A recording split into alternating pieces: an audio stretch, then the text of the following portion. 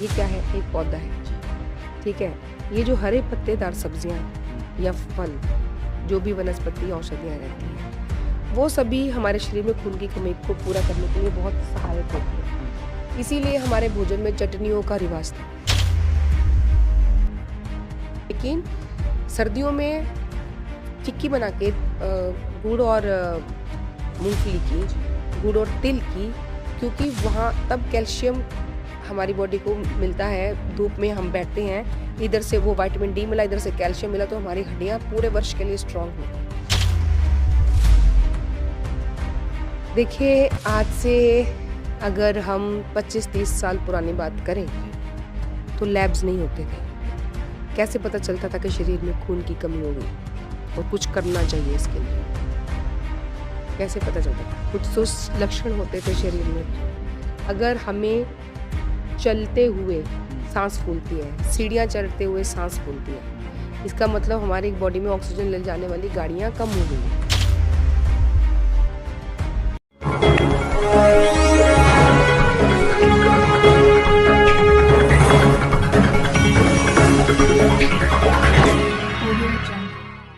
नमस्कार। आप में से बहुत सारे लोगों के घरों में या वर्तमान समय में अगर देखा जाए तो एक बड़ी कॉमन समस्या है, वो है खून की कमी। अब जैसे ही हीमोग्लोबिन कम आता है किसी की बॉडी में या खून की कमी होती है तो तरह तरह की दवाइयाँ भी लोग इस्तेमाल करते हैं, कुछ ड्रिप लगवाते हैं और कुछ इंजेक्शन के माध्यम से। लेकिन आज की इस वीडियो में हम जानने वाले हैं कि कैसे बड़ी आसानी से आयुर्वेदिक उपचार के तहत घर बैठे ही अपने हीमोग्लोबिन को या अपने खून को बढ़ा सकते हैं। और ये महत्वपूर्ण जानकारी देने के लिए एक बार फिर से हमारे साथ जुड़ी हैं डॉक्टर अनु। तो मैम, एक बार फिर से बहुत बहुत स्वागत है। धन्यवाद सुमित जी, तो समस्या आपने सुन ली, उपचार जानना चाहेंगे आपसे। सुमित जी, जैसे हमारे दर्शक भी जानते हैं कि जब भी हम बात करते हैं तो हम सबसे पहले कारण की बात करते हैं, क्योंकि शास्त्रों में भी ऐसा ही लिखा हुआ है और बड़े बुजुर्ग भी यही कहते हैं कि पहले कारण को दूर नहीं करेंगे तो समस्या का समाधान नहीं होगा। तो खून की कमी के अलग अलग कारण हो सकते हैं, महिलाओं में अलग रह सकते हैं, बच्चों में अलग रह सकते हैं। कोई बीमार हो, अभी बहुत ज़्यादा बीमारी के बाद अगर उनका खून कम हो गया, उसका अलग तरीके से होगा। लेकिन फिर भी कुछ एक कॉमन चीज़ें रहती हैं, है ना? बहुत सारी ऐसी कॉमन चीज़ें रहती हैं। मैं एक बात की तरफ ध्यान खींचना चाहूँगी कि हमारे घरों में जो भोजन खाया जाता है, जो सदियों से हमारी परंपरागत रूप से हमारी रसोई में बनता है, पकता है, किस तरह के बर्तनों में पकता था, अगर आपको याद हो, तो वही सबसे ज़्यादा विटामिन्स और मिनरल्स के जो सोर्सेज थे हमारे, जिसको अब मॉडर्न साइंस ने कैप्सूल्स में बंद कर दिया, गोलियां में बंद कर दिया, बोतलों में बंद कर दिया, वो हमारी किचन में था, हमारी किचन की शेल्फ्स में था, हमारी हांडियों में था। ठीक है, तो वो जो बर्तन लोहे के हम कुकिंग के लिए घर पे इस्तेमाल करते थे, वो अपने आप में ही एक आयरन का बहुत बड़ा सोर्स रहता था। तो आजकल बहुत सारे लोग की इसमें सब्जी बना के काली हो जाती है, तो वो दाल बना लीजिए, मत बनाइए सब्जी उसमें। अगर नहीं बनाना चाहते हैं उसको मिट्टी के बर्तन में बना सकते हैं हम। वो अपने आप में ही एक ऐसा सोर्स है जिसको हम कभी सोचते भी नहीं कि इसको भी हम अपने जीवन का हिस्सा बनाएं अगर हमें खून की कमी रहती है। दूसरा सोर्स है, मैं आपको दिखाना चाहूँगी, ये क्या है? एक पौधा है, ठीक है। ये जो हरे पत्तेदार सब्जियां या फल, जो भी वनस्पति औषधियां रहती हैं, वो सभी हमारे शरीर में खून की कमी को पूरा करने के लिए बहुत सहायक होती हैं। इसीलिए हमारे भोजन में चटनियों का रिवाज था, अलग अलग तरह की चटनियों का रिवाज था। मौसमी चटनियाँ थी, फिर फेस्टिवल्स की चटनियाँ थी अलग अलग तरह की, है ना, कि किसी खास फेस्टिवल में एक खास तरह के भोजन का विधान रहता था। फॉर एग्जाम्पल, हम जैसे नवरात्रे आते हैं वर्ष में 2 बार, तो जो चैत्र वाले आते हैं नवरात्रे, उसमें एक खिचड़ी खाने का विधान है षड्रस की। तो उसमें नीम है, उसके मतलब फूल हैं, ऐसे अलग अलग तरह के रसों की वो खिचड़ी बना के खाने का विधान था कि उस सीजन में अगर हम वो खाएंगे तो हमारे शरीर में उन सभी चीज़ों की कमी नहीं होगी जो आने वाली ऋतु में हो सकती है मौसम में बदलाव की वजह से।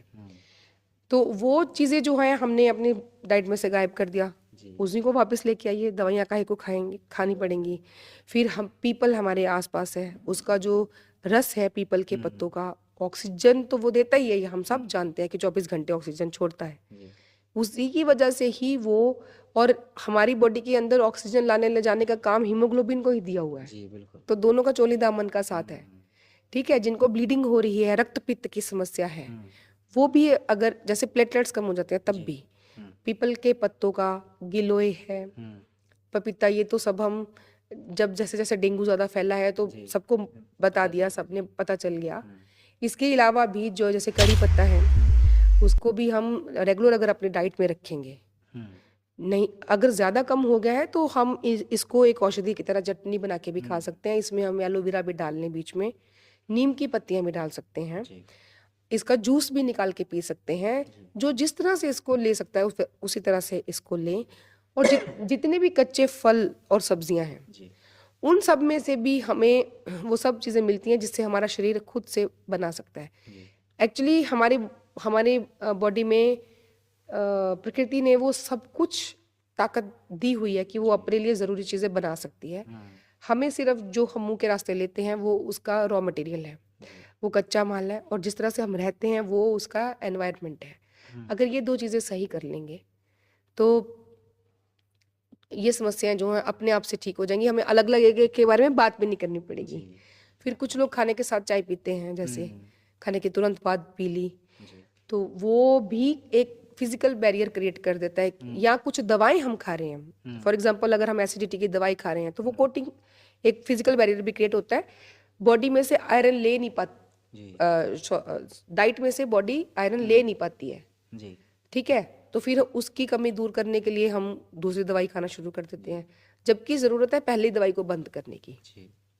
तो ये हम देखें कि क्या हमारी दवा की वजह से हमारा एचपी कम हो रहा है, क्या हमारी डाइट में हम कुछ ऐसा नहीं खा रहे हैं जिसकी वजह से हमारा एचपी कम हो रहा है, क्या हमारा रूटीन गड़बड़ है, क्या हमें कुछ हमारे शरीर को इस तरह का देना चाहिए।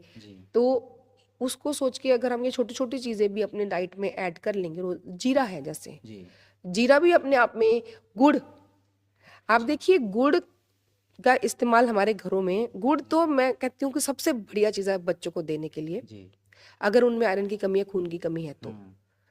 ठीक, सिर्फ जो बहुत ज़्यादा गर्म मौसम में इसको नहीं खाना चाहिए, लेकिन सर्दियों में चिक्की बना के गुड़ और मूंगफली की, गुड़ और तिल की, क्योंकि वहाँ तब कैल्शियम हमारी बॉडी को मिलता है। धूप में हम बैठते हैं, इधर से वो विटामिन डी मिला, इधर से कैल्शियम मिला, तो हमारी हड्डियाँ पूरे वर्ष के लिए स्ट्रांग होगी। ऐसे इसलिए वो हम खाते थे, रेवड़ियाँ खाते थे हम, चिक्की खाते थे, इनकी गुड़ और तिल से बनी हुई चीज़ें खाते थे, मूंगफली खाई जाती थी, क्योंकि ये अच्छे आयरन के सोर्स हैं, मिनरल्स के भी सोर्स हैं।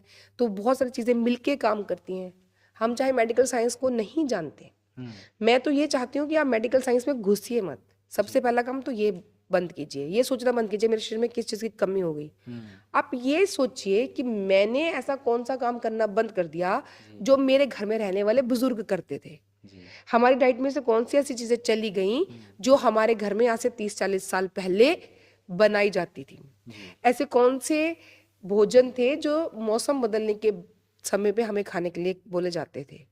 तो वो सारी चीज़ों को अगर हम वापस ले आएंगे तो कुछ भी ऐसे ना तो दवा की ज़रूरत पड़ेगी और ना ही किसी से पूछने की ज़रूरत पड़ेगी। तो यही छोटी छोटी चीज़ें हैं कि जितना हो सके हरे पत्तेदार सब्जियां आप खाएं, पालक लीजिए, है ना, और कड़ी पत्ता खाएं, जैसे हमने पहले बात करी, इन सब की चटनी बना के खा लें आप, पुदीना धनिया इसकी चटनी खाएं, गुड़ खाएं, जीरा लीजिए, यही आपकी औषधि है। ये सबसे बढ़िया औषधि है। बाकी जो भी आप टैबलेट लेंगे वो दूसरे किसी ना किसी ऑर्गन को डैमेज जरूर करेगी, नुकसान जरूर पहुंचाएगी। तो चॉइस हमारी अपनी ही होती है। अच्छा, एक और असमंजन रहता है लोगों में कि जैसे अब नॉर्मल हीमोग्लोबिन बताया जाता है कि 12 से 16 के बीच में रीडिंग आई तो ठीक है, बट किसी का जैसे 10 आ जाता है, 11 आ जाता है, तो लोग घबरा जाते हैं कि हमारा चाहे एक ही पॉइंट सही लेकिन कम है, तो वो फिर मेडिकेशन की तरफ भागते हैं। एक्चुअल में कब खतरा की निशानी होती है कि हीमोग्लोबिन किस लेवल तक पहुंच जाए कि फिर इसका ट्रीटमेंट आपको करना हो? देखिए, आज से अगर हम 25-30 साल पुरानी बात करें, तो लैब्स नहीं होते थे। बिल्कुल। कैसे पता चलता था कि शरीर में खून की कमी हो गई और कुछ करना चाहिए इसके लिए? जी। कैसे पता चलता था? कुछ तो लक्षण होते थे जी, शरीर में। सिम्टम्स होते होंगे। जी। अगर हमें चलते हुए हम्म। सांस फूलती है, सीढ़ियाँ चढ़ते हुए सांस फूलती है, हम्म। इसका मतलब हमारी बॉडी में ऑक्सीजन ले जाने वाली गाड़ियाँ कम हो गई हैं। ठीक है? अगर हमारे चेहरा पीला या सफ़ेद लग रहा है, आंखें सफ़ेद लग रही हैं, यहाँ हम नाखून देखते थे, हथेलियाँ देखते थे, जब ये आपको लगे और साथ में कोई शरीर में आपको दिक्कत भी लग रही है, आप हिमाचल चले जाइए, जी। उन लोगों का हीमोग्लोबिन 16 से ऊपर ही होता है सबका, अच्छा। क्योंकि वहाँ ऑक्सीजन की कमी होती है। ओके। ऊपर जैसे जैसे आप पहाड़ के ऊपर जाते जाएंगे, ऑक्सीजन कम और हीमोग्लोबिन ज़्यादा होने लग जाएगा। अच्छा। सेब जैसे गाल रहते हैं उन लोगों के। जी।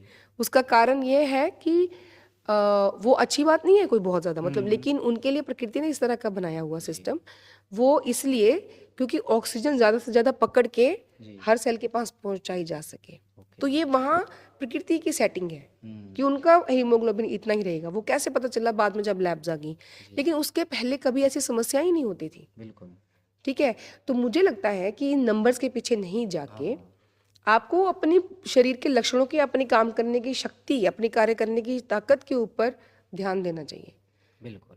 ठीक? तो तभी और अगर हम एक जैसे डीआईपी डाइट है, जी। इस तरह से अगर हम एक संतुलित डाइट लेंगे, तो अपने आप से ये समस्या हमारी बॉडी अपने आप करेक्ट कर लेती है। बिल्कुल। तो चलिए, इतनी महत्वपूर्ण जानकारी सुनने के बाद आपको सब कुछ क्लियर हो ही गया होगा, और अगर इस समस्या से जूझ रहे हैं तो उसका उपचार भी डॉक्टर साहब ने बता दिया है। तो ये सब जानकारी देने के लिए आपका बहुत बहुत धन्यवाद। नमस्कार। आप हमारे हिम्स हॉस्पिटल में या हमारे नेटवर्क में जो इम्प्रूवमेंट होती हैं, जो नई बातें आती हैं, जो नए इन्वेंशंस होते हैं, वो ग्लोबी न्यूज़ के माध्यम से लगातार देख रहे हैं, आप तक पहुंच रहा है पिछले कुछ सालों से। तो मैं आपको ये गुजारिश करूंगा, जिन लोगों ने अभी तक ग्लोबी न्यूज़ को सब्सक्राइब नहीं किया है वो सब्सक्राइब कर लें, ताकि आपको रिमाइंडर मिलता रहे और आसान, इंटरेस्टिंग नई बातें आप तक पहुंचती रहे, ताकि मुश्किल दिखने वाले जो प्रॉब्लम्स हैं हेल्थ रिलेटेड, वो आसान भाषा में समझ पाएँ और अपना डॉक्टर खुद बन पाएँ।